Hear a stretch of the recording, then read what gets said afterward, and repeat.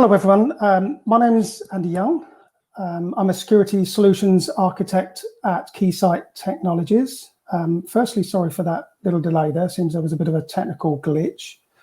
Thank you for joining this session. Today, I'd like to talk about an interesting thought. How big is your 2021 misconfiguration budget? So I'm going to start off with something that should be all very familiar to us all. It's a blight on our world, and it's breaches, right? We should be concerned about them as an individual, and we should be concerned about them from an organization perspective as well. And the obvious reasons are it causes reputational damage, brand damage, it attracts regulatory fines. And to recover from them, it's very, very expensive. I think the good thing about breaches is that they've been around for so long. There's been so many of them. We've got a lot of data on them, and what we can say is that the average global average cost of a data breach is just sort of $4 million US, 3.86 or something, I believe. Now that's going to depend on what location you're in. The US seem to have more than twice that as a cost, and for the mega breaches, more than 1 million records and such, the average is 10 times that, $42 million. So yeah, very, very costly and to be avoided. In terms of more data, I love this diagram here. It's from the Verizon data breach investigation report, the latest one. It looks very busy, but it's got a lot of good info. It's got some history in there. So for the past 5 years, we can see what's trending up, what's trending down. Some important things to talk about there. Well, phishing has been in the top 3 for the last 5 years. And it remains at the #1 position. It's increased since last year, so clearly that's an issue. Towards the bottom, we see ransomware. That's always been lurking around there. There's a little uptick there for 2017 for the WannaCry ransomware attack. And lots of things going on. But one thing, if we look at some of this without some noise, is misconfiguration. So we can see without the noise that misconfiguration is the only one actually that has risen year on year to more places than anything else. It started off in the bottom position, and it's now number 4, and it's actually risen by 5% from last year. So misconfiguration is clearly an issue for us collectively, I would say. If we move on to the next slide, so some more data. Now, this slide tells us an awful lot, not just how many icons or logos we can fit in a slide, but this is a momentum cyberscape. So this tells us that there's a lot of security vendors that are out there. Each one is doing a good job at trying to protect us from breaches and other cyber attacks by strengthening our security stack. But some other things that it's kind of telling us really is that there's a lot of money out there. The cybersecurity spend, I think from 2017 to 21, is predicted to be around $1 trillion. So there's an awful lot of money in cybersecurity. And when I talk to customers and prospects, it seems the average seems to be about 15 or 20 vendors that each person I talk to has in their infrastructure, their security infrastructure, and that can peak up to 70 for some of the larger organizations, which is pretty colossal. Now that's great if you're spending money to improve your posture and it's actually working. I think one of the challenges that we have these days is that it's very difficult to quantify that. So, you know, you've spent a lot of money on your security infrastructure. Is it working okay now, as it should? Or, you know, maybe it's misconfigured. Maybe you've got gaps. How do you quantify that? And if somebody says to you, you know, how are we doing today? Are we any better than we were yesterday? Are we safer than we were? This latest attack I've seen, you know, hit the news last week. Are we safe from that? How do you kind of quantify that? These are very difficult things to do in specifically a live network. So yeah, there's lots of cybersecurity spend, and if you've got lots of vendors, that's kind of great. But you know, I think one of the issues that I've seen is getting them all configured to communicate. If they don't integrate with each other and they're not performing the function that you intended, and you can kind of prove that and quantify it, then it's a bit of an issue. So where are we today? Well, you know, the way we approach this today with security testing is that, you know, in my diagram here, I'm mapping thoroughness on the x-axis and frequency on the y. And we can see in the bottom right there in blue, the pre-deployment security testing. I've been involved with this for many years. I think it's a wonderful thing to do. It's low risk. Again, it's a point in time. You know, I've built out proposed banking infrastructure in a lab, and you know, loaded it up with user journeys, ramped it up to find out where the breaking point is, where it all falls over, making sure that it's within the bounds of projected future traffic, run DDoS attacks, authentication tests, all these kind of good things that you know, ideally should do before deployment. But at that point, it's then post deployment, and they're kind of things that you can't really do in a live environment. So, but again, I'm not suggesting you don't do pre-deployment testing, but it's got its place, and it's not really in the live network. What you can do in the live network, of course, is pen testing and red teaming. Now, I've put them together there. Of course, red teaming, from what we've seen, only applies to around 2% of organizations, more of your 3-4 letter organizations, and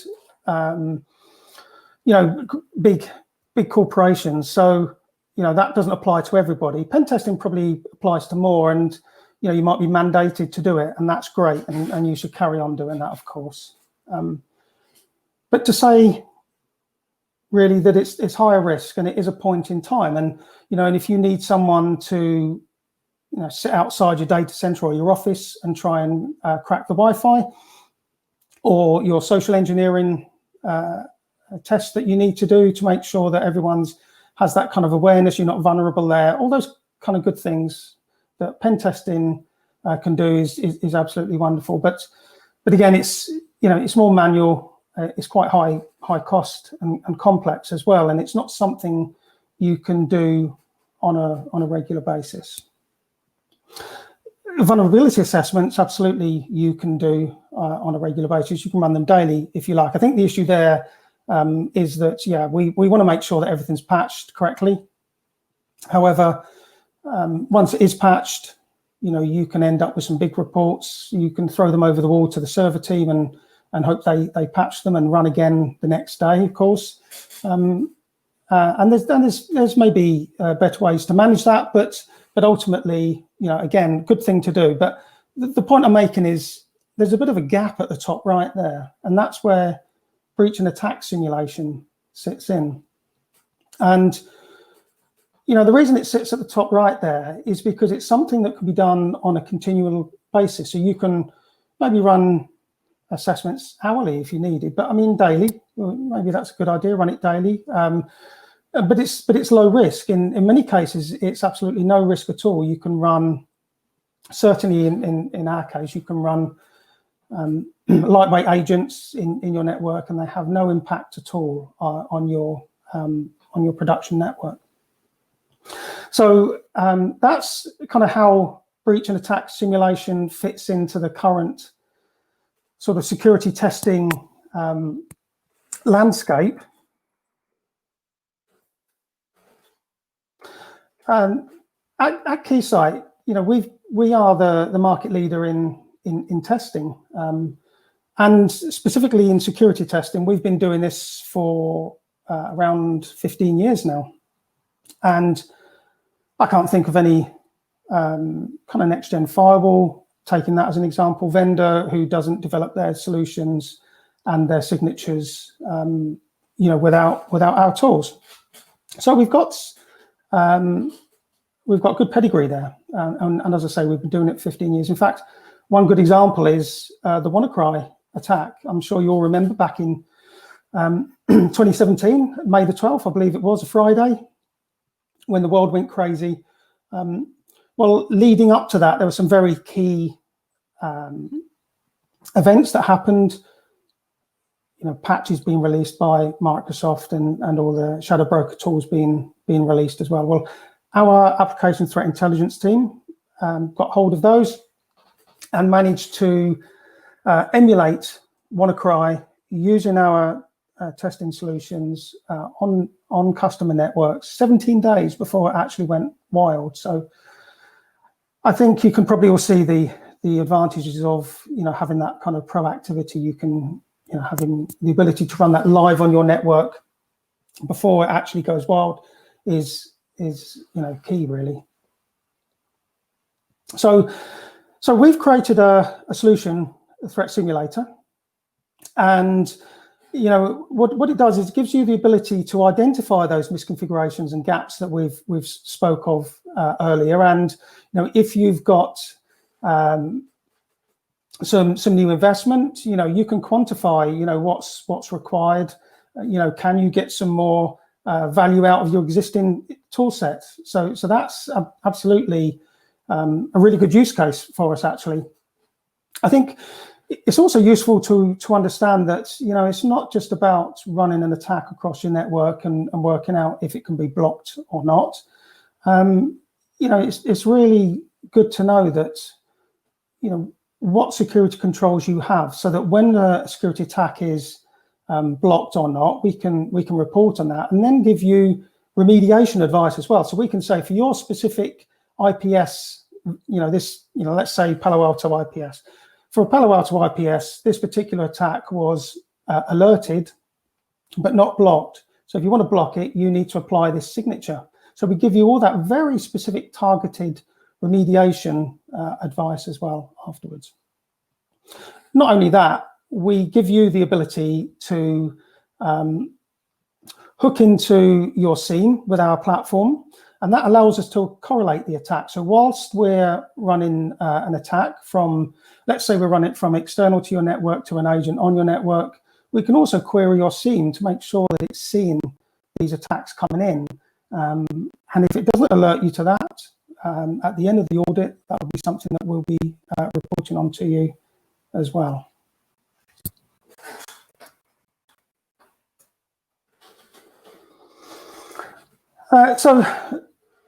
Another really nice feature is having the ability to emulate whole kill chains. So in this particular case, I've got the Lazarus group, APT, the finance industry attack, from a couple of years ago. And the concept is the same for obviously all the other kill chain examples that we have on our platform that you can run against your infrastructure. If we look at the ladder diagram on the right, to the left of the diagram at the top, there's a blue box representing an agent sitting on your network. We also have along the top some black boxes representing dark cloud. So those are our agents that I kind of touched on earlier that live outside of your network. And the idea is that these attacks are orchestrated by the user, and they could come in from the dark cloud. And in this example here, this is an email coming in to a user. So firstly, you can see we're emulating user behavior on your network. It could be that we're receiving an email, clicking on a link, that then goes out to another server on the dark cloud. And that could be pulling back some malicious code, some JavaScript dropper maybe, and so on and so forth. So this user behavior will go out to another server, pull back some more malicious code, and ultimately going through the whole kill chain will end up with, you know, the agent being infected, command and control messages going out, and even lateral movement if you need. So we can emulate not just one network segment being unprotected and getting infected. We can then instigate lateral movement from one network segment to another. And in this case, I just wanted to quickly talk to you about how this might look in terms of a deployment. I do have a demo environment, and the way I've created that is that I've done it in a VPC.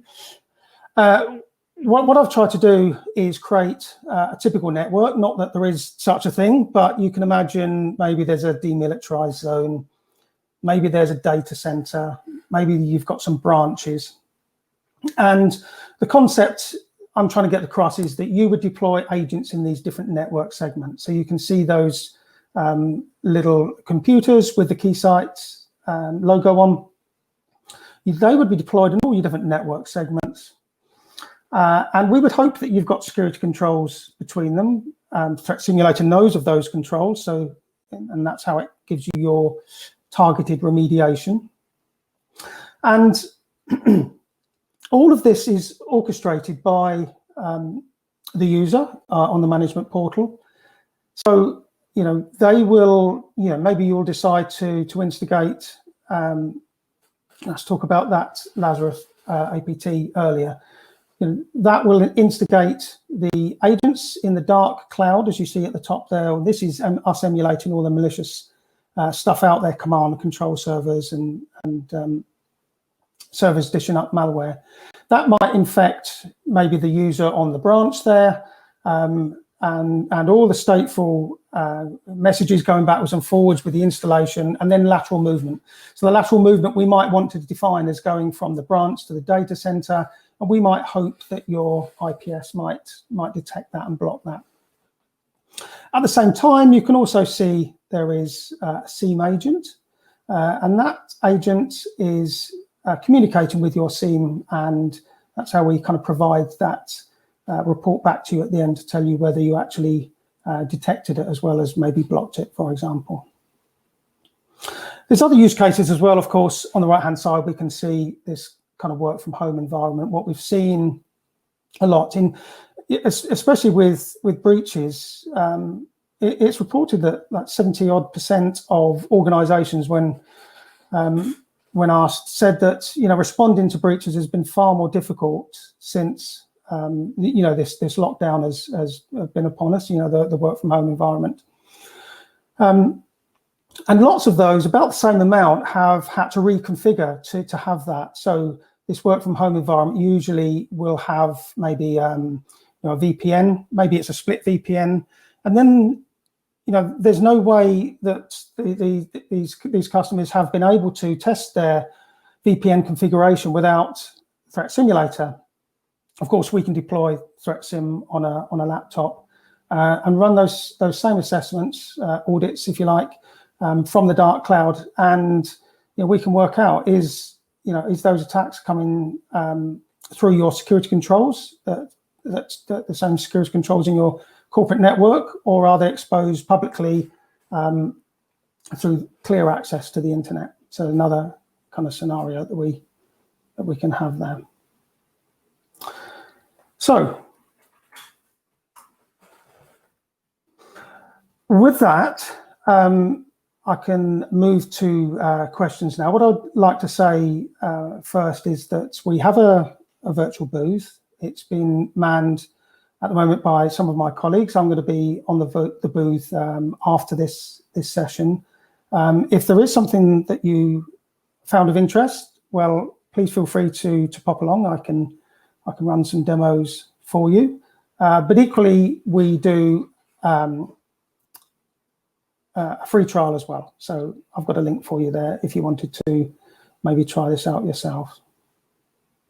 So yeah, if there are any questions, please feel free to ask. Andy, no questions at this stage, but let me compliment you for your presentation and the cool seat you're sitting in. I would definitely like to trade that because it looks more comfortable than mine.